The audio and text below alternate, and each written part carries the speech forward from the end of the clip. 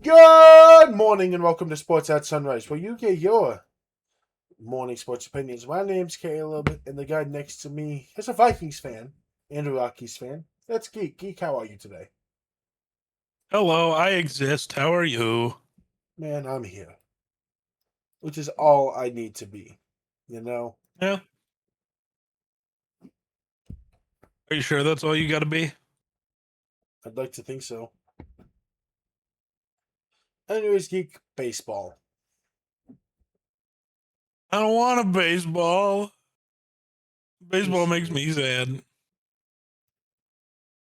Did you see Nolan Arenado hit a home run against the Rockies yesterday? Sadly. Which means the Rockies are paying him $5 million to hit home runs against them. That's ouchy. That's ouchy. Also, did you see the good news for you? Doyle's the GOAT, always. Brenton Doyle leadoff home run for the White Sox today. First one as a White Sox. Because he's the GOAT. Look, man, I loved Brenton Doyle. We've had that conversation. Sometimes in baseball, things just stop working out where you are and you need a change of scenery. I think this is going to be good for Mr. Doyle. At least I hope. I just wish it So, was for the Rockies. I also wish it was for the Rockies. Part of me thinks I'm going to have to watch Jordan Beck play for a different team soon. That'll make you happy. You'll be like, you're sad now too. Ha No, ha. because that means we were both wrong on our Rockies agendas, and that means we're both either we're both wrong or the Rockies are wrong. And it's probably the latter. Well, actually, it's probably more a thing of maybe Beck and Doyle are good, but also maybe Veen and Condon and Mickey and all of these guys are better. Yeah. I didn't even know about Cole Carrick going into the year, and then here we are. He's a Rookie of the Year front runner. Shout out Zach Veen for finally getting called up. Again, finally. And shout out the Rockies for winning? What? We do that sometimes.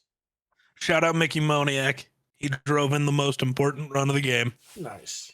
Wow, I mentioned something baseball, and you're not like, good job, I'm proud of you. No, good job. I'm proud of you. Also, shout out Kyle Karros for being better than Nolan Arenado. That's just not true, but shout out anyways. Nolan Arenado hit a triple today, and I'm confused. Man, if only he had a double and a single. And a home run, because the big home run was yesterday. Wow. I thought I thought it was today. I'm like, what else happened? Man, that would have been cool. The weirdest thing happened in Atlanta where Chris Sale, there was the worst umpired game of all time with an umpire who just sucks. And then the next day, Chris Sale yelled at that umpire and got ejected from a game he wasn't even pitching in before the game even started. That umpire was weird. The umpire did do something that I think we can all agree was correct, though. There was a player for the Yankees who took literally 26 seconds to walk from home plate to first base. And he got a pitch clock violation, so his teammate had to start with an 0-1 count for the next at bat, which is tough. Man, shout out that ump for not letting idiots be idiots. Take everyone down with you. I'm here for it. Also, shout out the Padres. They're making moves. Another huge win, another huge Fernando Tatis game. Like I said when we were talking about it the other day, all the Padres got to do is start getting hot, and it's going to go crazy. I don't know. I authentically do think that's not a scarier team if they get hot than the Padres. Because if some of those guys get hot offensively, it is really going to fucking carry over defensively. Uh-huh. And right now, it looks like the Dodgers are going to have a 3-game series against either the Padres or the Phillies. You can't tell me that's not a little terrifying for the Dodgers. I get it. You're going to have, Yamamoto and Skubal and Snell or Ohtani as your 3 pitchers for that 3-game series. But, the Phillies are going to come at you with Zach Wheeler and Christopher Sanchez, who might just be better right now. And the Padres, their pitching is less good, but, The Dodgers don't like playing the Padres all the time. They just don't. So it's exciting and intriguing, and I wanna Did you? I want to see good things happen, and by good things I mean the Dodgers getting loosed. By the way, did you see Blake Snell returned? I did not see it, but that makes sense. He pitched 6 innings, allowed 3 hits, and had 10 strikeouts. Yeah, Blake Snell's really good at fucking baseball. It's annoying. I hate that guy. They're in a 4-4 ball game with the Royals right now. Because Actually, yes. Go Royals. Because Evan Phillips, who's typically actually okay, not gonna say great, but he's typically an okay reliever, went out and allowed 2 runs in 26 pitches, and had Love one that. and got 1 out. Love that. Yeah, man. I love that for them. What are they up in that order? Oh, you know, somewhere.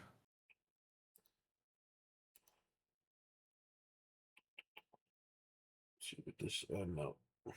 Who am I thinking of? What player exists? Will Klein, that's who I'm thinking of. Ooh, this could The be legend of last year's World Series, who has been could end up being the as bad as Royals' game to lose. Because it looks Yeah. like. Oh, no, they're both at the bottom of their orders. Never mind. We'll see, but everyone root against the Dodgers. That's all I'm saying. Go Dodgers. No, you're dumb. Would you ever in your life say go Chiefs, Chargers, or Raiders ever? I've said go Chargers before. I don't think When you they're have. playing the Raiders. I'm making a joke. Calm down. I'm trying to make you angry. This is about the rates. This is the Rates Bait Geek episode. Oh, I know it's gonna be. That's gonna be annoying. Yeah, man. My quarterback didn't fall short. I mean, he might have. No. Never. Actually, he literally fell short. I mean, his ankle did. Is that not part of his body? And of course it did. It's because he was 55 when he got drafted. Of course his lower body fell apart. This should have been expected. You should have seen this coming. I did. I knew it was coming. Yeah. Jesus Christ, that's ridiculous. All right. Caleb, tell us about some NFL bullshit. So, we're going to start with this that just came across my screen, actually. The USA Today has made the top 10 coaches, a list 10 coaches who are currently on the hot seat in order of 10 to 1. Oh. Tell me how many of these you actually think are on a hot seat right now. Let's start at 1 because I feel like those are going to be the most obvious. 1, Shane Steichen. Yes. Number 2 is Aaron Glenn. See, I don't think he's number 1. I don't think he's number 1. He is on the hot seat. I think he's closer to 10 than 1. Because he's on the hot seat. But I also look at what he did last year with what he had. Granted, they haven't been as good as they arguably should be. But I also don't think that's any fault to him. And he's did a lot with not a lot of quarterback last year. Number 2 is Aaron Glenn. I'd agree. Oh yeah, I mean, even though the Jets are expected to be bad, they were bad. They didn't get their defensive-minded coach couldn't get that team an interception all year last year. Number 3 is Todd Bowles. Absolutely. Yes. Number 4 is Zach Taylor. Okay, yeah. 5 is Dan Quinn. No contest there. I think that makes sense. 6 is Sirianni. I mean, if you're bad again, yeah, that That like Yes. I get it. The Eagles were good last year, but they weren't. Like the Yes. Eagles are supposed to be one of The those like Eagles were dominant supposed to forces. be a lot better last year, and it felt like when you lose your two great coordinators, that team, yes, losing two coordinators suck, but I think it puts an exposure on a coach that can't do either at a high level like that. Which just Sirianni's a game manager and won't step into either role at that level, and I think it really showed last year because both sides of the ball struggled. Number 7 is Matt LaFleur, which I don't agree with. I don't think LaFleur is really on a hot seat right now. No, 8 is another one I disagree with in Clint Kubiak. you really don't think the LaFleur's on the hot seat? I don't. Like you know what the expectation is for the Packers, right? All the time. Yes. And sorry, I'm just re-looking at this. You've haven't finished first place in your division since you lost your Hall of Fame quarterback, and you have this. You have Jordan Love, who like we all think is taking this step, right? Except you keep not being any good. Like you are just mediocre enough to exist and maybe make a playoff game. Like, and the offense is good, but not great. You're not developing receivers at all. The O The line is still receiver bad. issue is very bad. All you did was maybe develop a quarterback, but that's like it. Like, I don't know. I'm not really in on like LaFleur is a great offensive coach. Like he is, but also, like the Packers haven't been great, and they will move on from a guy. McCarthy got less run at being mediocre than this. Like, Yes. you got to win something, or Green Bay will move on. McCarthy at least had done something there before this, too. Like, McCarthy got the grace of having a Super Bowl, but, like, he won the Super Bowl and then made the playoffs every year and was still winning playoff games. And then the minute they had one season where they went 7-9, and the next year McCarthy got fired in the middle of the year because they still weren't that good. Like, LaFleur hasn't mattered in 4 years, 5 years, if we're really thinking about it. Like, LaFleur's on the hot seat. I really think so. I do think there's a coach in his division that's more on the hot seat, and deservedly so. I absolutely agree with you, and I think you and I have the same fucking name in mind, and I'll tell you, he's not on this list. Do we? Do we have the same name in mind? Yes. Okay. The coach who's been there, flipped the team around, but hasn't been able to do shit when he gets to the playoffs with them. Well, that is still 2 coaches, actually. The team that's been stuck with a fucking goofball at quarterback for the last however long he's been there. Well, oh yeah, we were not thinking of the same guy, actually. Yeah, who are you thinking of? Kevin O'Connell. Oh, I was thinking of Dan Campbell. Right. Both are correct answers. But KOC, you haven't won a playoff game in 5 years. Like, that's a problem. So I don't know how long you can keep your job without winning a playoff game. You know what I mean? Like, I love KOC and I love what he does for Minnesota, but it's a problem. Did they not make the playoffs last year? No. Who? The Lions. Vikings? Oh, no. The Lions were the worst team in the division. Everybody talks shit about Minnesota, but Minnesota beat out the Lions for the division. Yeah, because remember, Max Brosmer ended the Lions season by throwing for -50 net passing yards. Now, the reason I say Campbell, the Lions have only had 1 year where they've won a playoff game. And that's the year they went to the conference championship and lost to San Fran. Mm-hmm. Since then, they have been blown out by the Commanders and missed. Clint Kubiak's on this list. I don't think he's on a hot seat. This team's supposed to fucking suck. Joe Brady is understandably on a hot seat, I'd say. Mhm. because if they still can't do shit, that's a problem in the playoffs. Number 10 is Mike Vrabel, but it's not for the coaching side, apparently. It's for everything else going on. Good. Okay. Now, looking at camp, there's been some injuries that have been noticeable. Um, Kobe Bryant's going to be out for the 8 to 10 weeks, which he'll be back week 4, week 5, which I think is what a lot of people don't realize.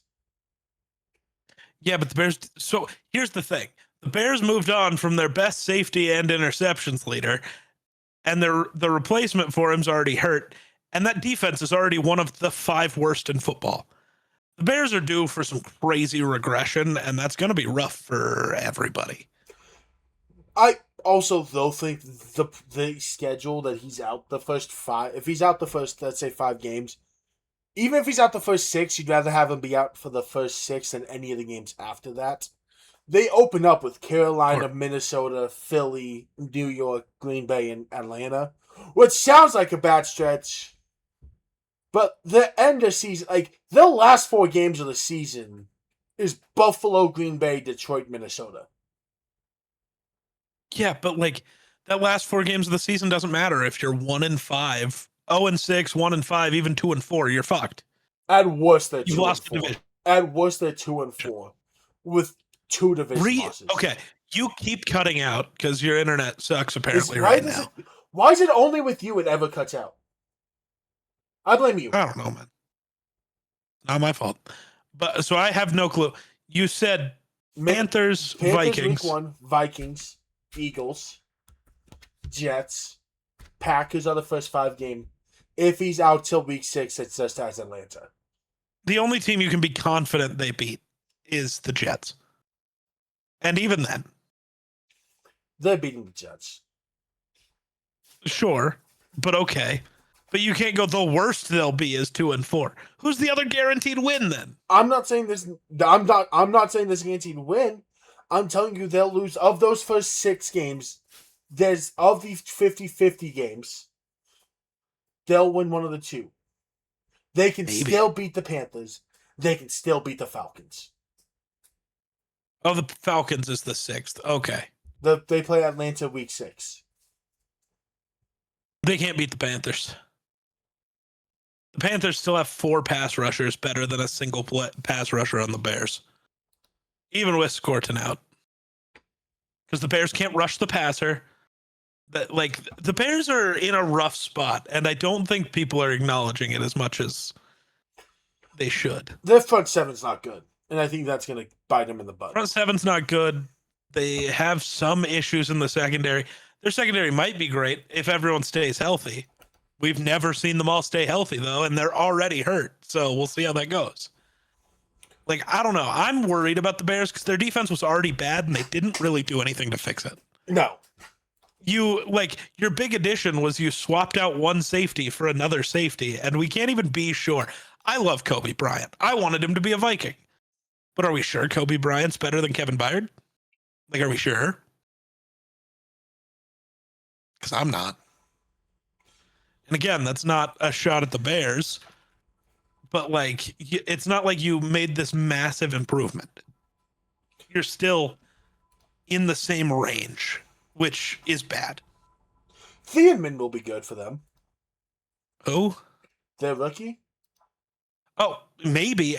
I'm not going to just go into it and say this rookie's going to be incredible. What if he's not? I am. He's from Morgan. He's going to be the best safety in football. All right, man. Only positive thing that's not Caleb Williams going on for the Bears. Nate Wiggins got carted off of practice, but it does sound like he was able to avoid structure and it was not a major injury and no ligament damage. Well, that's good. Which is a good sign. Not fully confirmed yet. But that's the feeling right now.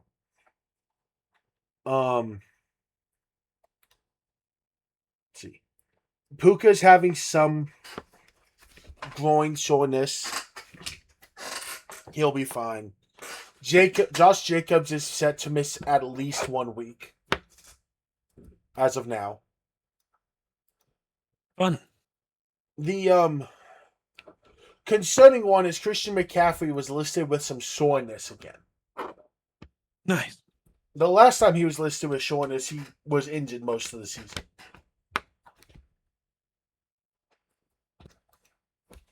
Now, some guys who have shined in training camp.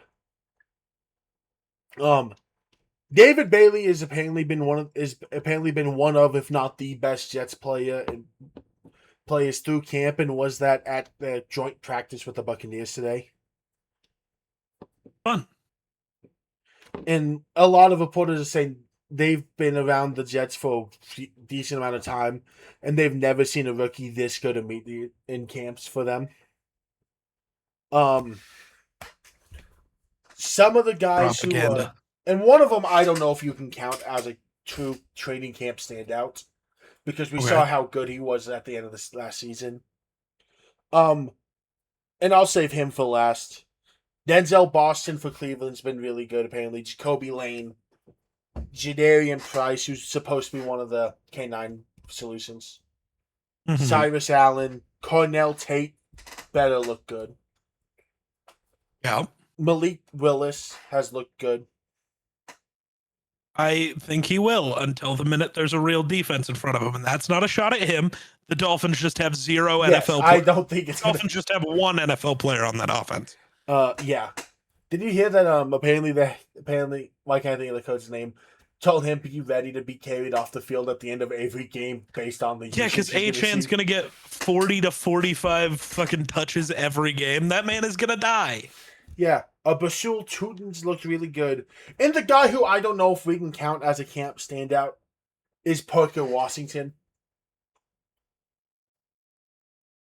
I feel like I know. I don't feel like you can count a guy who's had multiple years of doing good. I mean, what I truly struggle with that also is his last 4 games of the season, he had 145 yards, 115 yards, 87 yards, and 107 in the playoffs. That can't be a camp standout guy when he was almost 1,000-yard receiver last year. Like, let's be serious now.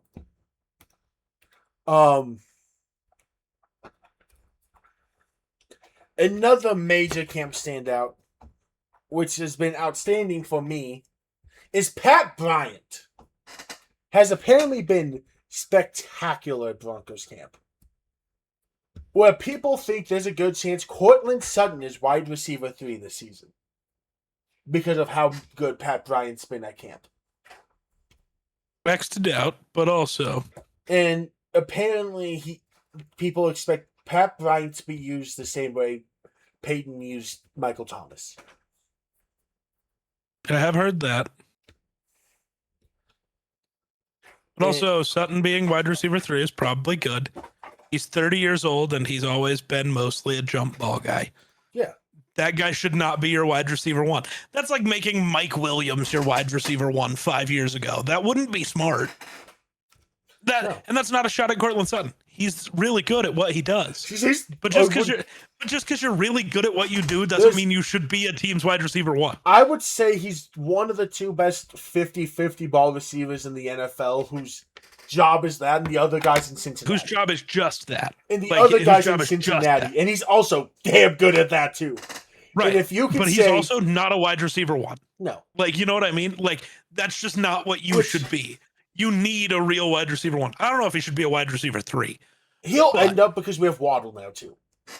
Right, Waddle that's what I mean. The 1. Pat Bryant's sounds like BR2/slot guy, and apparently he's catching shit he shouldn't even be catching. Apparently he's been a bit more agile Sutton, which is awesome. Sure. Apparently Pat Surtain does not like Pat Bryant though, because of how good he is already and is making the defense look bad at times. Or maybe Pat Surtain's just washed now. No, we ain't doing this. Finally, you're letting somebody named Pat Bryant cook you. You might be washed. It might be over for you. before we go to the really big one, see, you want the funny thing first, or no?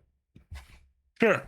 The funny thing, someone is predicting. So you know how we're getting a the movie Dateline where Robert Pattinson plays Why can't I think of the dude's name? Chris Hansen, but Yes. yeah, what? Someone is saying, man, it's gonna be generational in 5 years when Robert Pattinson plays Scott Hansen, and we get a Red Zone movie. Oh my Scott God. Hansen deserves it.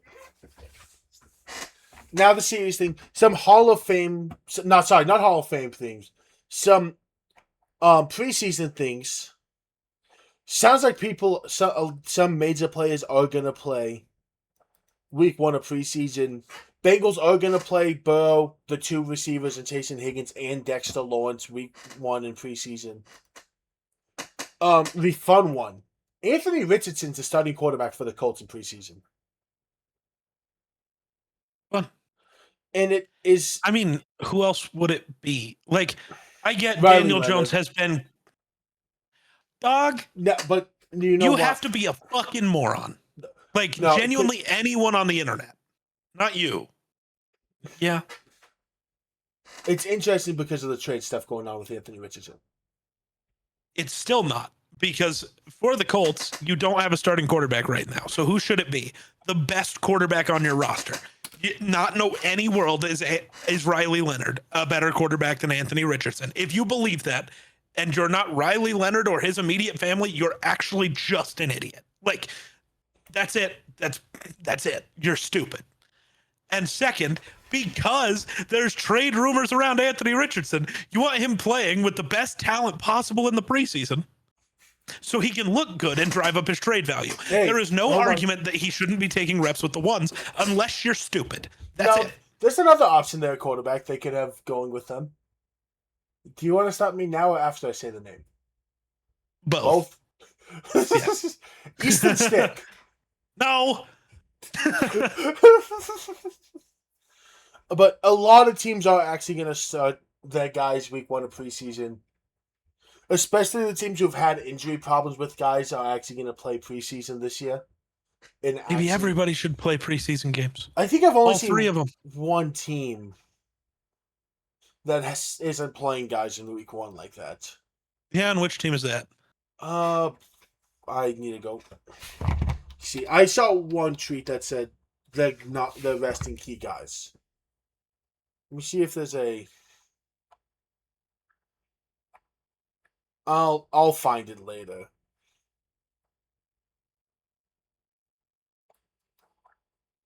But I want to say I saw one person. I will also add the only one who gets an excuse off of this is Matthew Stafford. Matthew Stafford is how many years old? He doesn't have to play preseason. Well, yeah, Stafford doesn't need to. Even Aaron Rodgers doesn't need to, as much as I don't think he's good at what he does. Like, the old guys don't need to. The old guys, or like the actively injured guys, like Mahomes. We're not even sure if he'll be ready for week 1. If Mahomes plays, obviously he shouldn't play. Oh my lord. Anyways, Geek, you wanna talk about Minnesota? I want you to talk about Minnesota first. But I think it's more fun if you mention what happened. Okay. Kyler Murray's been named the starter. Caleb, what are your thoughts? I think it's a good choice. Why? I think I'm trying to figure out the best way to phrase this. Because I know you're team JJ. No, I'm team. So here's my argument. At least for this. You claimed it was a fair quarterback competition. And in 8 practices, there's been 1 tie, and then JJ has been better in 5 practices. So in what world is the younger, higher upside guy who has been better throughout camp not the starter if it's a fair competition? Or did you decide going into it that it was Kyler? I agree on that. That's the problem. Because the Broncos also have gone through this. Where we were going to have a fair training camp. It was the Teddy Bridgewater Drew Luck year. When coming out of camp, everyone felt like it was Drew Lock.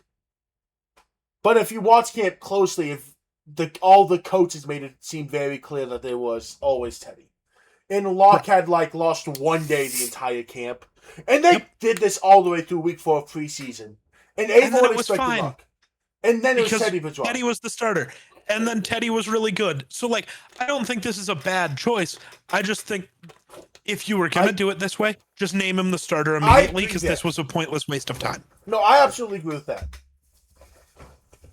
I think it's a good thing in two different senses.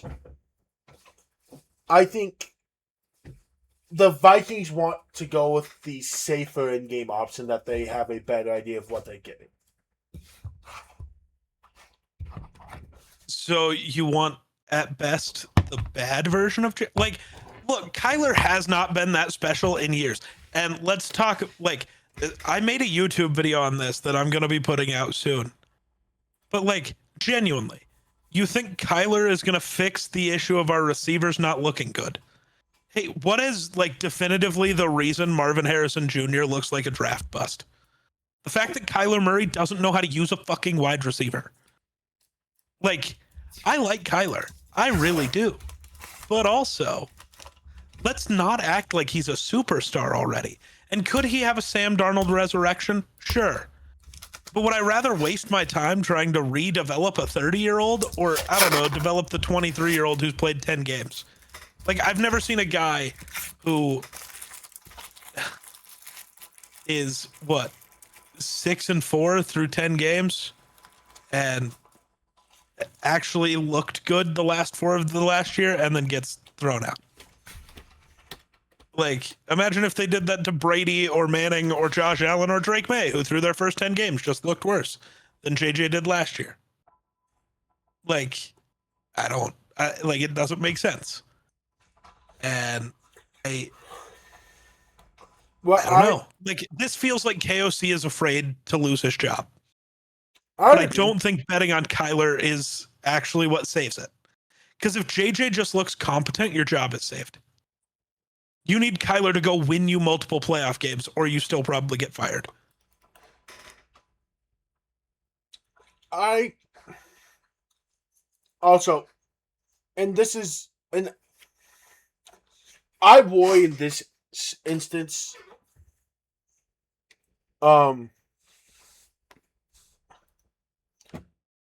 I worry JJ confidence-wise is the only part I worry about how this could have, but I don't think JJ will be affected like that. I was going to say, for JJ, I don't care. He's not that kind of guy.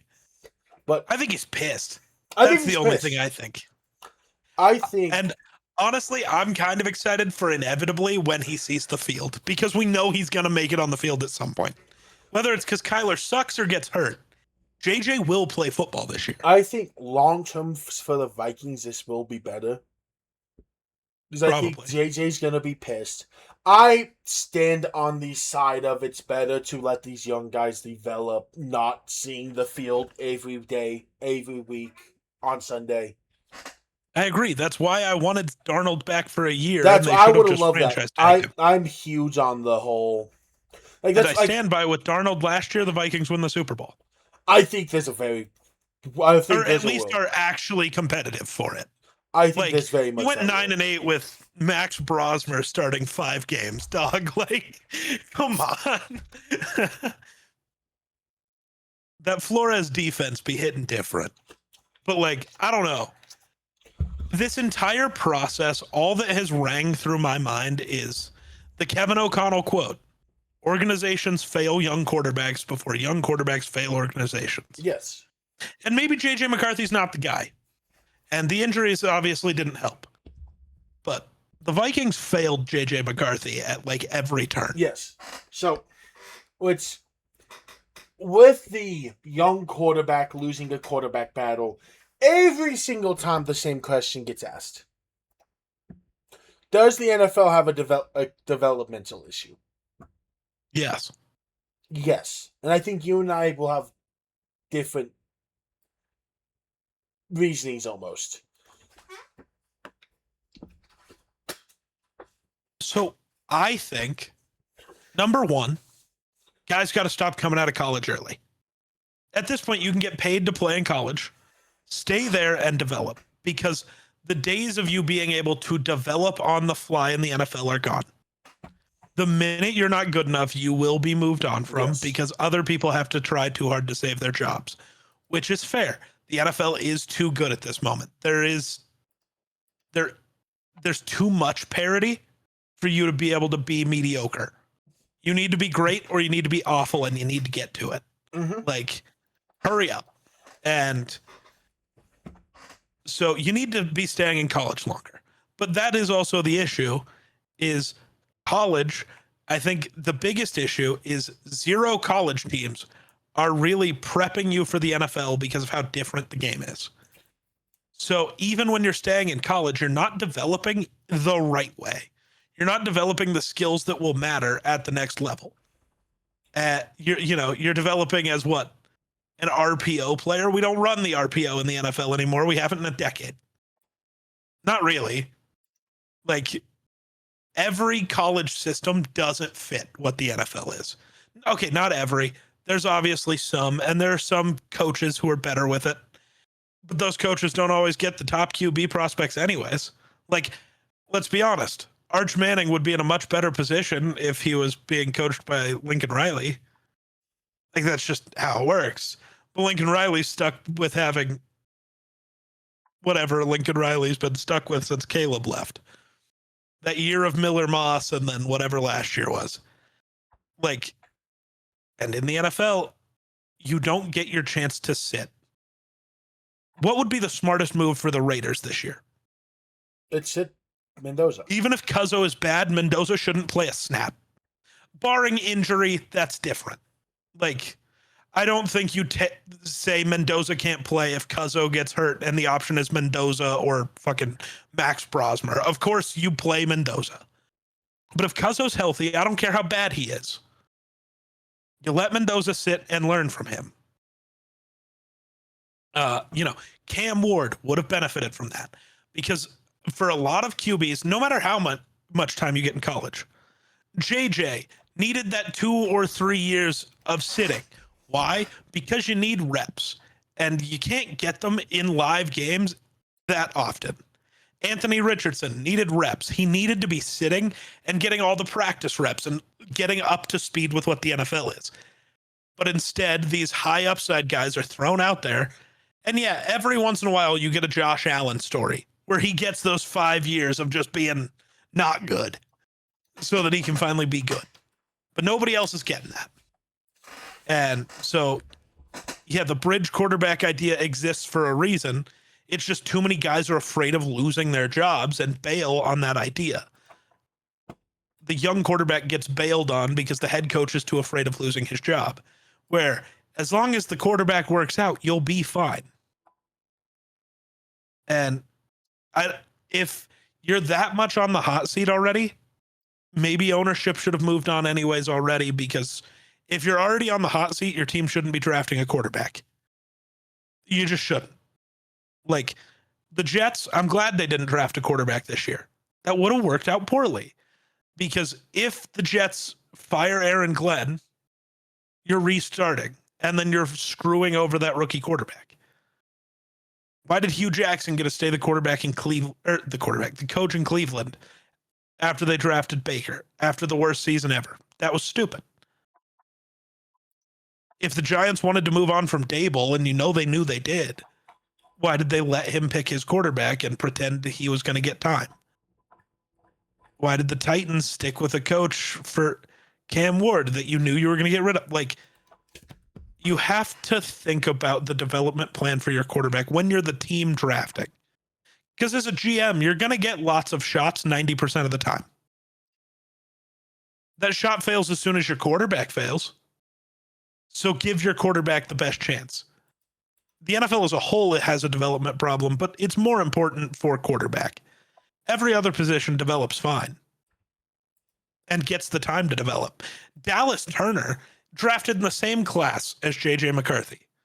What's the argument around him? Well, he wasn't as good as Jared Verse to start out, but man, in the last year and a half, he looks better. Yeah, because he got the time to develop. Some guys start out being what they're going to be or pretty close to it. Some guys, it takes a minute. And so I hope JJ's great. I hope he's great in Minnesota. The odds are if he's ever going to be good, it'll be somewhere else. I don't know where, and that's sad. But JJ will prove me right. That's what I know. But what is your thought on the development problem? You guy hates you right now. What?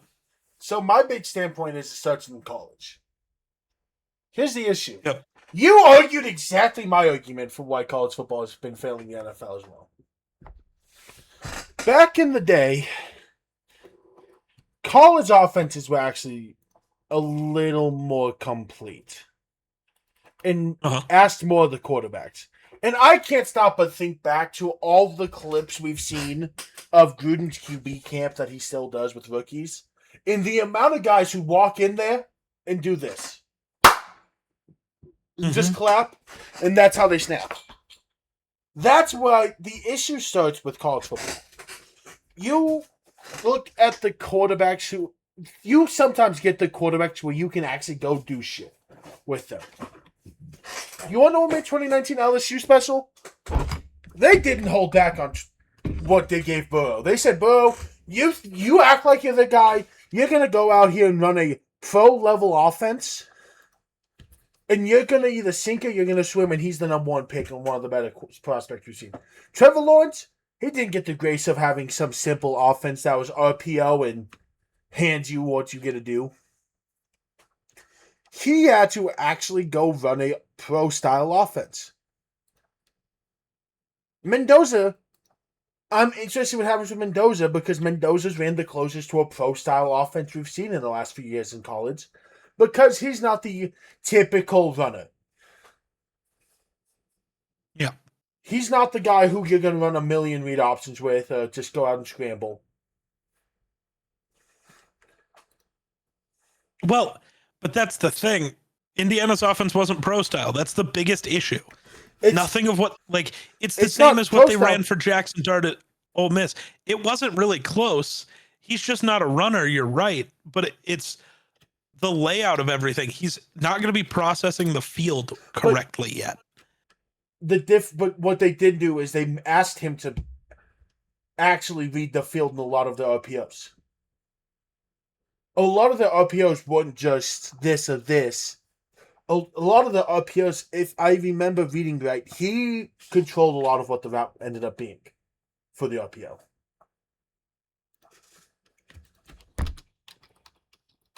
I don't know. I don't know. Because I they remember were watching the tape and just thinking none of this would ever be what anything in the NFL looks like, and that's a problem for Mendoza. A lot of the issue was the fact that this was a very RPO heavy.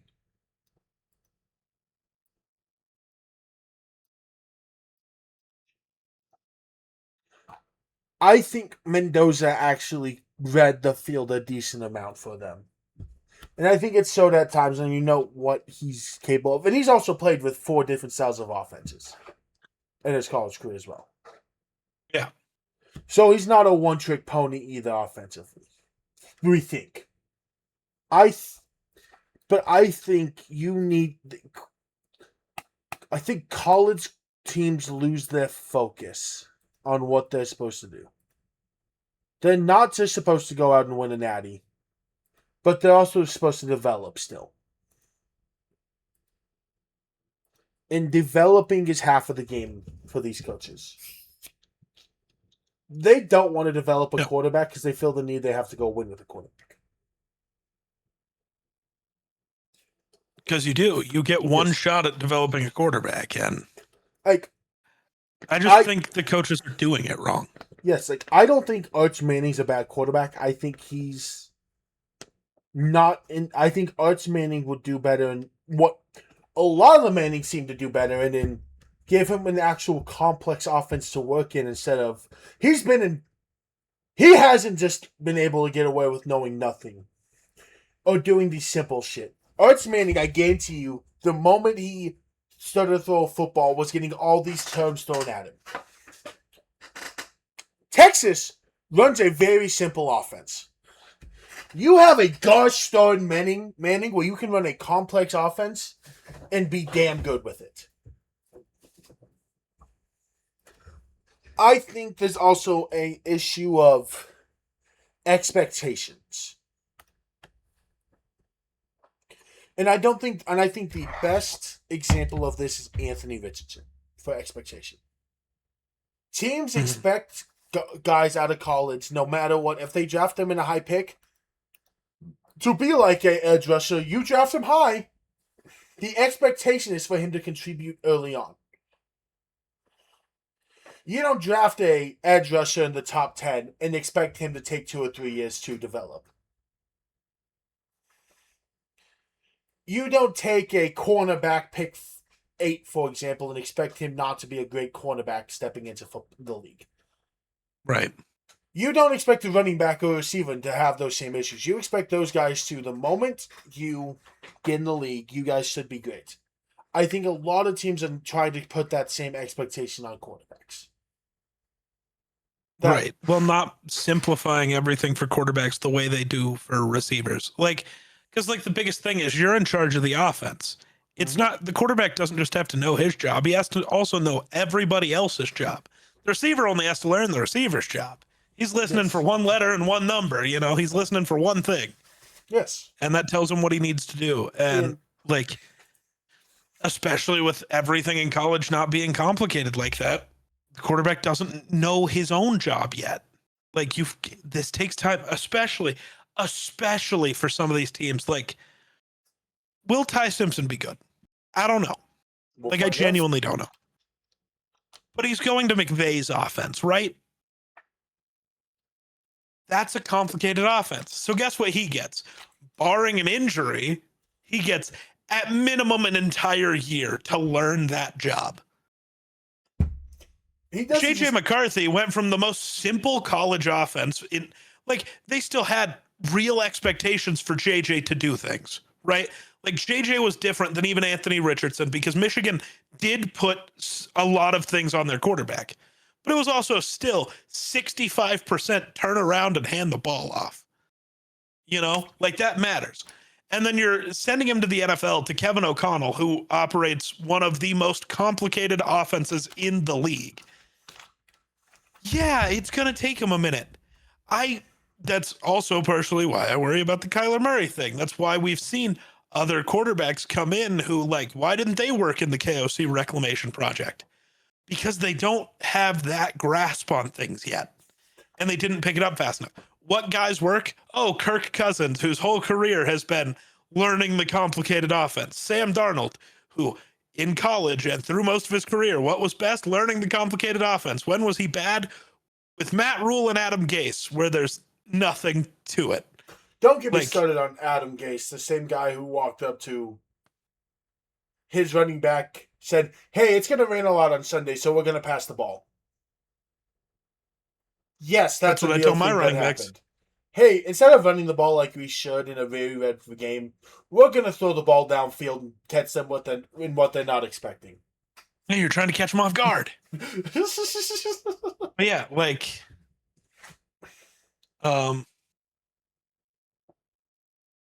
then, like, I don't know. I think that's it. That's send tweet. I don't know. The weird thing of NFL offenses getting more complicated and college offenses getting dumbed down is worse for football as a whole. And think about the best quarterback we have seen in the last 20 years. Why is Mahomes so good? You know, he's not one of the first two quarterbacks I even thought of. Because you said weird. 20 years. You said 20 years. My first thought was Brady. Brady's complicated because how good's Brady? No, but like, look at Mahomes. He had an entire year of sitting. Yes. If Mahomes gets drafted to the Bears that year, do we get this version of Mahomes? No. I think if he goes to Cleveland, do we get Mahomes as we know him? No. We get Anthony Richardson.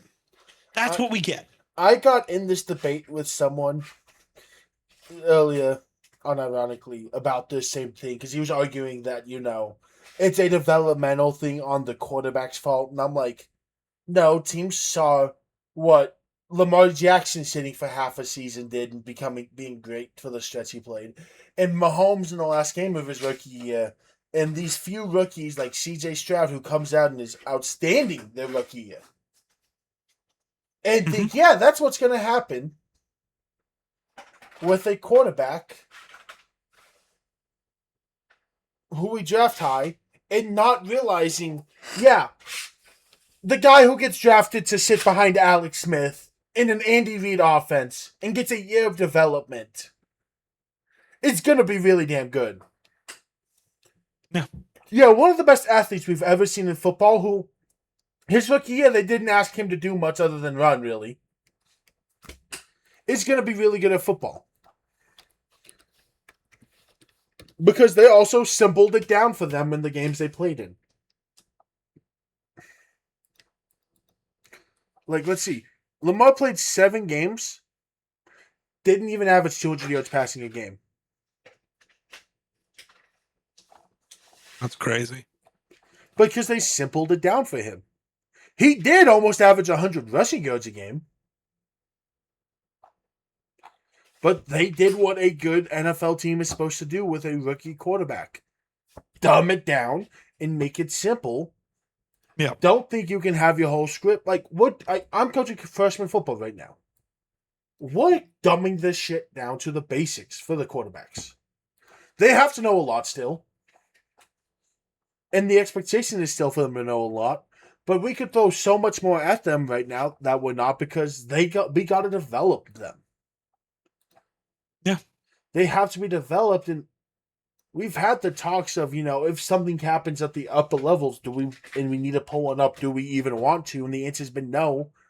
Not because they're not good enough, but because they'd rather keep them down to develop.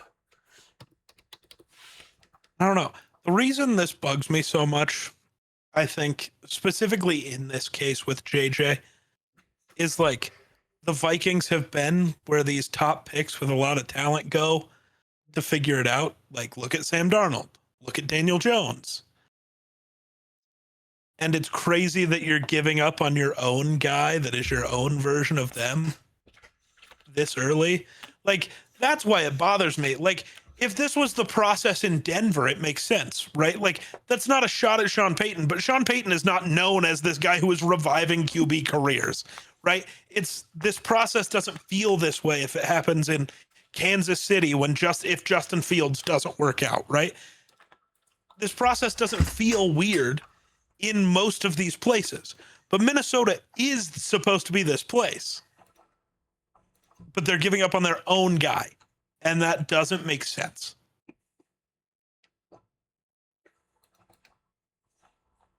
I don't know. That's all I know. I'm going to call my shot now. And you're going to hate me, and I'm calling this shot. I guarantee you in 3 years, Michael Penix will be a Viking. And Michael Penix will play good football in Minnesota. Well, no. See, so here's how this goes. Either Kyler's great, and we make the playoffs and KOC sticks around, which in that case will lead to next year being the Baker Mayfield show when he inevitably walks from the Bucs. And then after that, because see, the Vikings won't go to Penix because they're going to now start leaning on guys who've had success while also needing help. So it's going to be Baker, and then it's going to be, God, what team's going to move on from their quarterback in a weird way in a couple of years? Sorry, let me think for a second. I'm trying to go team by team. In 2 years, Darnold will come back when his contract's up with Seattle. And then there'll be, I don't know, a random JJ McCarthy appearance again in 7 years. I don't know. We're going to just, all I wanted was to see the Vikings finally draft and develop a QB. And instead we're going to go back to this quarterback purgatory where you're just paying for 1-year rentals.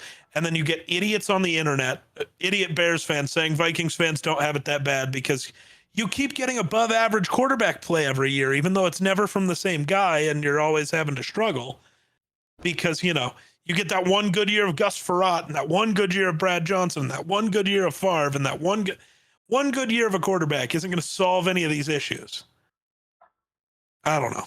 I'm done with it. I hate it. But also, go Kyler, because he's now my quarterback. That's just how it works. Hey, man. All fun and games until you lose to the Broncos in the Super Bowl. Broncos aren't going to the Super Bowl. Yes, we are. We have 3 wide receiver ones. Doug, you don't have a single wide receiver one. We have Jalen Waddle and Pat Bryant. Jalen Waddle's never been a wide receiver one. And Jalen Waddle, it literally took one practice for the most Jalen Waddle thing ever to happen. Jalen Waddle is now dealing with some soreness in this part of his body, but he will keep playing because Jalen Waddle has never played a single snap of a practice fully healthy. Not one time.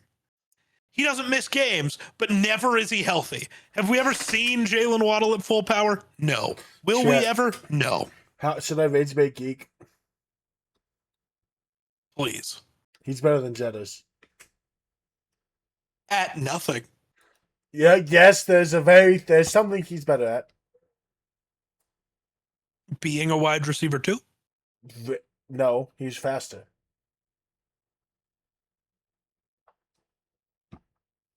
With pads off, not with pads on.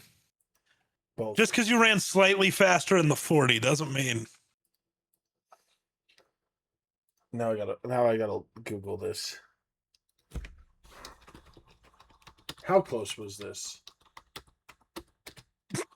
0.06 seconds. 4.43 versus 4.37.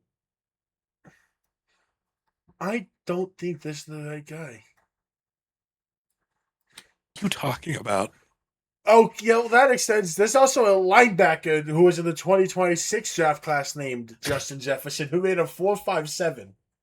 Who I think is also from LSU? Alabama. Is he? Okay. I was like, that's not right. Justin Jefferson ran a 4.43. It was 4.43. Yeah. Waddles was 4.37. Why are you looking this up? I just gave you the answer. Because I thought you were spitting numbers out there, okay? No. Hey, 0.06 is a lot. No, it's not. As soon as Jalen Waddle puts on that helmet, it's 4.43. Because Jalen Waddle has the strength of a kindergartner. That's why he's always hurt. He got no muscle mass. Get cooked, bozo. But yeah. Who has better hands? Jettas. Who's a better route runner? Jettas. I mean. No, there is no I mean. Brother. Your guy couldn't even be a better route runner than Tyreek Hill. The bar was in hell, and he still couldn't do it. I mean, has Jettas ever been on a team that scored 70 points? Dog, you're just now shitting on your own team. I don't understand. Oh, God, wait. Did Waddle play in that game? I'm now yeah. worried. I'm not worried. Wait.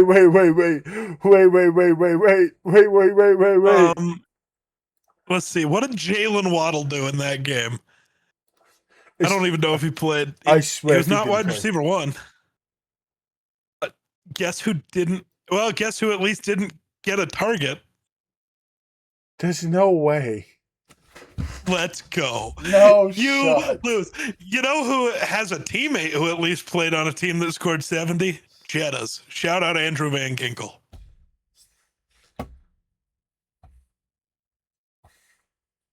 That's crazy, dude. Oh, get cooked by yourself. That's it. Wrap it up. I couldn't have gotten more unlucky right there. I would love it if he played like 16 games that season and the only one he missed. That's how it's gonna be. Oh, I would love it. I would love it. 2020. He missed 3 games. Oh, okay. Wow. I'm now gonna go look. Was that the last of the first of the 3 he missed? Oh, it's even worse. It's even worse. Oh, Ready for the games he missed that year? Mhm. Week 3 against Denver. Week 16 and 17. He played every other game in that stretch except for that game. uh-huh. Get cooked, bozo.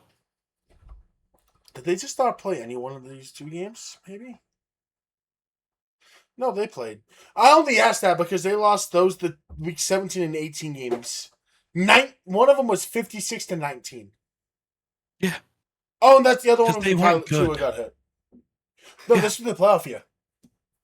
They still weren't good. Don't do that to yourself. Whoa. The Dolphins were never good, dude. Whoa, now. They beat the Raiders. Congrats. And the Cowboys. Okay. I'm gonna be honest. There's not a team on here they beat that year. That means shit. The one that genuinely holds the most value is the Cowboys.